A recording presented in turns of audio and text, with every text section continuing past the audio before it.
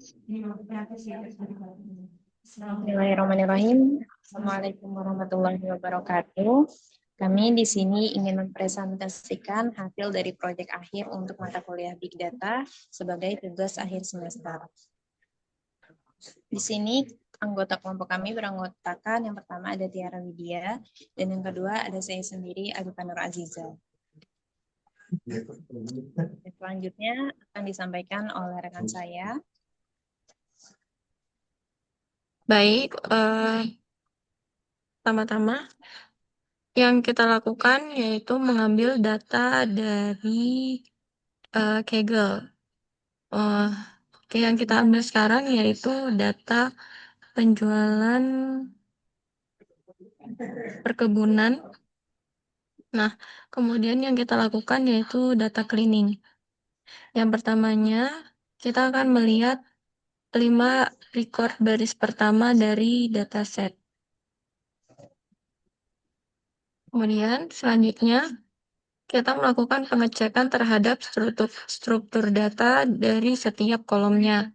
Nah, di sini bisa dilihat untuk numerik hanya ada 4 kolom, yaitu purchase ID, item price, item quantity, dan item total. Sedangkan yang lain bertipe string. Kemudian, selanjutnya kita melakukan pengecekan untuk missing value di setiap kolomnya. Di sini dilihat hasilnya sudah tidak ada missing value di setiap kolom. Kemudian selanjutnya kita mengecek adanya duplikat data atau tidak di setiap barisnya. Nah, keterangan yang didapat jumlah baris yang diduplikat yaitu 0. Kemudian kita juga melakukan pengecekan terhadap outliner. Yang kita gunakan di sini yaitu metode IQR. Nah, kemudian hasilnya outliner tidak ditemukan di kolom numerik yaitu item price, item quantity, dan item total.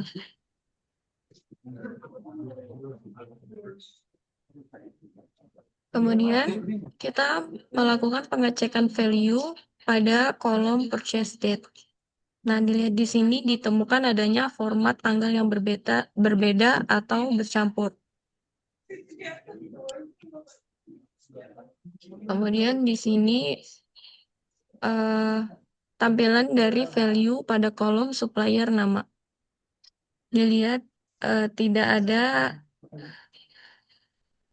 anomali atau hal aneh.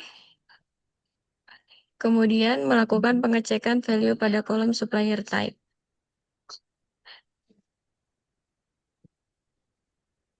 Setelah itu melakukan pengecekan value pada kolom warehouse name. Dilihat di sini, dalam value recordnya itu terdapat spasi sebelum atau setelah value-nya. Kemudian melakukan pengecekan value pada kolom item quantity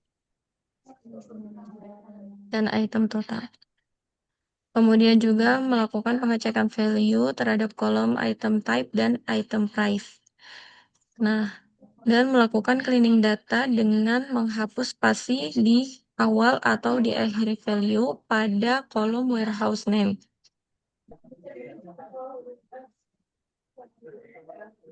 Kemudian dikarenakan pada purchase date itu struktur datanya atau tipe datanya masih string. Nah, karena format tanggalnya itu berbeda, maka kita melakukan parsing terhadap kolom purchase date agar mengubah tipe data string menjadi format tanggal. Dari parsing ini akan menambahkan kolom baru yang kita namakan dengan parsed date. Nah, di parsed date ini dia mengconvert dari purchase date yang tadi tipe datanya string di parsed date tipe datanya menjadi tanggal. Kemudian setelah melakukan parsing sebelumnya Kemudian setelah melakukan parsing, kita mengecek apakah parsing sudah berhasil dengan menampilkan 5 baris acak dari kolom purchase date dan purchase date. Oke, next. Selanjutnya kita melihat value dari kolom purchase date. Dilihat semua format sudah rapi dan sama. Kemudian setelah dirasa data semua telah bersih, maka data siap untuk disimpan. Bisa dilanjutkan? Baik, selanjutnya adalah tahap normalisasi. Di sini yang pertama ada tabel purchase, di mana tabel ini menyimpan informasi transaksi pembelian secara umum, yang mana ada kolom supplier ID dan juga warehouse ID. Ini mengacu pada tabel lain sebagai foreign key untuk menghindari duplikasi data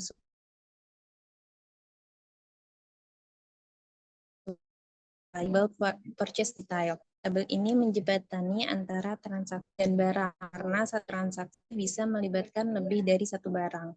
Maka dibutuhkan tabel yang detail yang mengakomodasi relasi many to many. Kemudian di sini ada tabel supplier, yang mana menyimpan informasi lengkap mengenai supplier atau pemasok, karena supplier bisa berulang dalam banyak transaksi. Tabel ini membantu menghindari pengulangan data yang sama, jadi menghindari redundansi.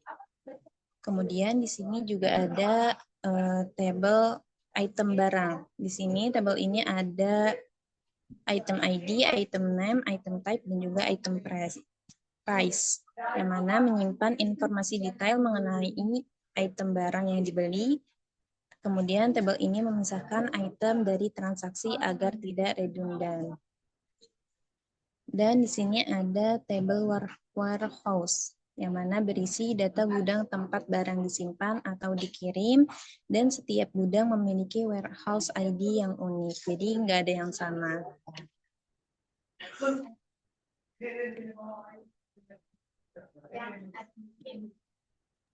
Setelah melakukan normalisasi, kemudian kita melakukan agregasi dengan menggunakan software MongoDB.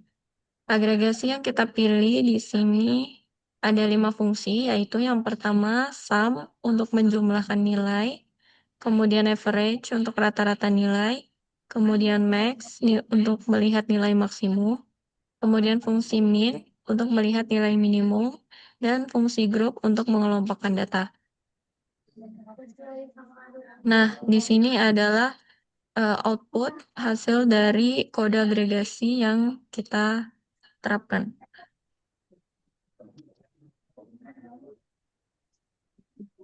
Sekian dari kami. Wassalamualaikum warahmatullahi wabarakatuh.